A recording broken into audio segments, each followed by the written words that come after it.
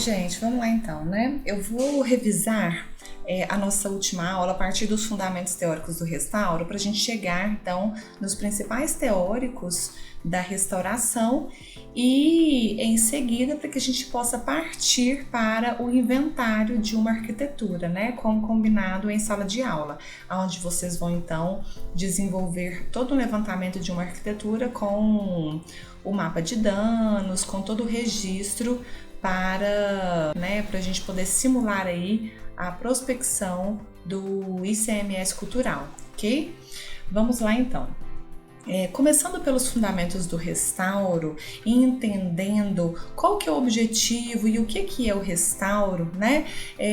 Vamos entender o seguinte: a conservação e o restauro de obras de arte é uma atividade que tem por objetivo a reparação ou a atuação preventiva de qualquer obra que, devido à sua antiguidade ou seu estado de conservação, seja necessária uma intervenção para preservar a sua integridade física, né? Assim como seu valor artístico, respeitando ao máximo a essência original da obra, né?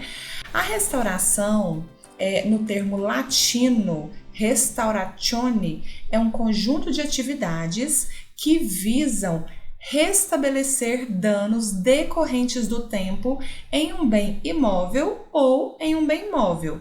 Em um bem imóvel são as edificações, né? Em um bem móvel são as estatuetas, os livros, qualquer coisa que possa sair do lugar, né?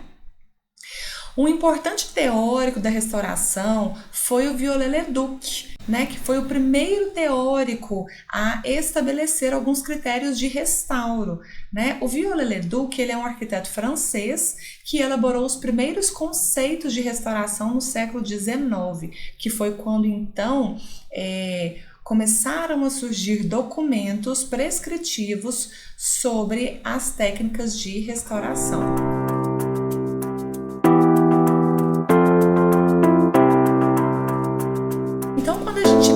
A cronologia da história, né, das civilizações a partir da antiguidade, a gente tem aí as 4 épocas principais, né? Nós temos dentro da cronologia histórica, nós temos a antiguidade, ou também conhecida como Idade Antiga, temos depois a Idade Média, que vai de 500 anos depois de Cristo até 1500 anos depois de Cristo, temos a Idade Moderna, e, enfim, a Idade Contemporânea, que vai de 1800 até os dias atuais.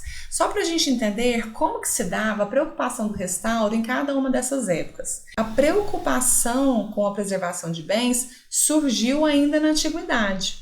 Na época, o imperador Alexandre Severo, no século III, determinou a aplicação de multas a quem adquirisse uma casa com a finalidade de demoli-la, né? Então, no Império Romano, havia um código de posturas que visava a conservação da imagem da cidade. Essa preocupação transmitiu-se ao Império Bizantino, né, posteriormente, que já no final do século IV possuía leis que proibiam a desfiguração das fachadas e dos seus ornamentos.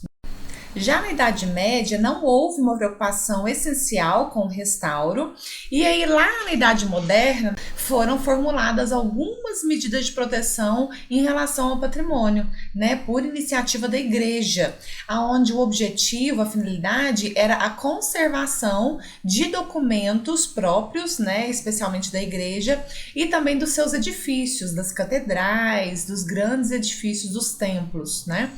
Mais tarde, durante o período barroco, tiveram também a conservação de algumas obras e a reconstrução de antigos castelos e de catedrais, tanto na Alemanha quanto na Itália, né? E na França, durante a Revolução Francesa, foi publicado um decreto que considerava propriedade pública todas as antiguidades nacionais. Até que, então, no início do século XIX, na Alemanha, existiu uma resolução de proteção ao patrimônio, a qual foi muito importante, foi uma fundamentação, né, legal para definições, para tomadas de decisões em relação ao restauro, inclusive da contemporaneidade. Nesta época, haviam muitos conflitos armados entre territórios distintos, o que culminava na destruição de muitos bens históricos, de importância histórica.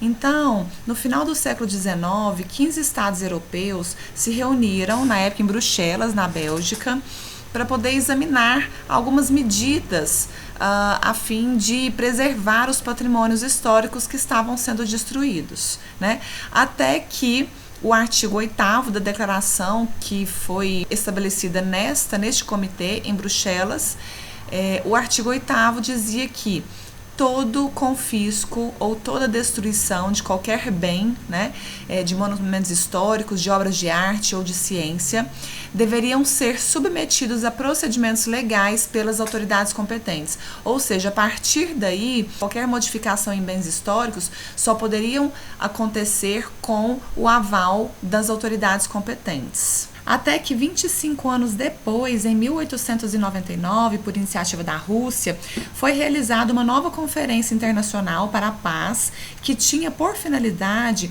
revisar essa declaração que havia sido feita lá em Bruxelas, né, a fim de ratificar algumas questões relevantes à preservação do patrimônio. E aí, como resultado deste evento, surgiu a Convenção a respeito das leis e dos costumes da guerra em solo. Essa convenção, ela ficou conhecida também como Convenção de Haia. Essa convenção ela não chegou a ser validada, mas ela foi muito importante para a continuidade das tomadas de decisões em relação à preservação do patrimônio histórico e dos bens de importância histórica e cultural. Como havia muitas guerras, né, por territórios nesta época, o artigo 27 dessa Convenção de Haia, ele estabelecia que, em cercos e bombardeios, todas as medidas devem ser tomadas para poupar, o tanto quanto possível, edifícios dedicados à religião, à arte, à ciência ou para fins de caridade, monumentos históricos, hospitais, etc., desde que eles não estejam sendo usados no momento para fins militares. A ideia era ainda notificar o inimigo sobre quais os edifícios que estariam sendo utilizados como suporte dos militares, para que os edifícios que não estivessem sendo usados para esse suporte, para que eles pudessem ser poupados durante essas guerrilhas. Mais tarde, em 1948, os Países Baixos, que é uma região que fica próximo da Holanda, propuseram à Unesco a criação de um novo texto internacional sobre a proteção dos bens culturais, né? Porque nesta época também haviam ainda conflitos armados. Então, esse comitê ele começou a elaborar uma nova convenção internacional que foi aprovada em Haia, de novo, em 1954. Nesta convenção foram criados os termos que a gente inclusive já mencionou em sala de aula, né? Os termos como salvaguarda do patrimônio, né, e o respeito ao patrimônio foram palavras-chave que surgiram nessa convenção de 1954, né, que compôs a Convenção de Haia para a proteção de bens culturais em casos de conflitos armados. Neste documento ficou registrado inclusive o seguinte, que danos a bens culturais pertencentes a qualquer povo é internacionalmente reconhecido como dano ao patrimônio cultural de toda a humanidade. Né? Além disso, a convenção ela também garantiu a concessão de proteção especial a um número limitado de abrigos destinados a proteger bens culturais móveis em caso de conflito armado, de centros que contenham monumentos e outros bens culturais imóveis de grande importância. Então, eles tinham aí, a partir daí, o entendimento sobre a importância, não somente sobre o patrimônio imóvel, mas também sobre o patrimônio móvel.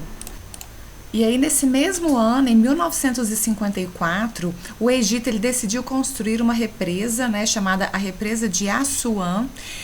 E essa represa ela teria que inundar o Vale do Alto Nilo, onde tinha grandes monumentos, né, monumentos de 3.000 anos de idade.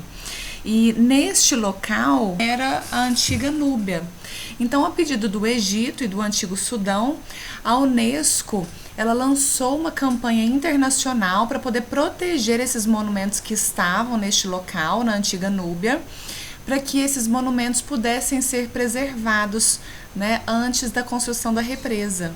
Então, esta foi uma das ações mais espetaculares da história da humanidade em relação à preservação de bens históricos, né? E esta ação de preservação, ela durou décadas, né? Ela durou de 1960 até 1980. Esta ação ela foi conhecida como a Campanha de Núbia, né? Ela foi o ponto de partida para uma próxima convenção, que foi conhecida como Convenção de 1972, né? E que foi chamada também de Convenção para a Proteção do Patrimônio Cultural e Natural Mundial. Então, a partir daí, foi estabelecida uma lista onde nela estariam presentes patrimônios importantes a nível internacional.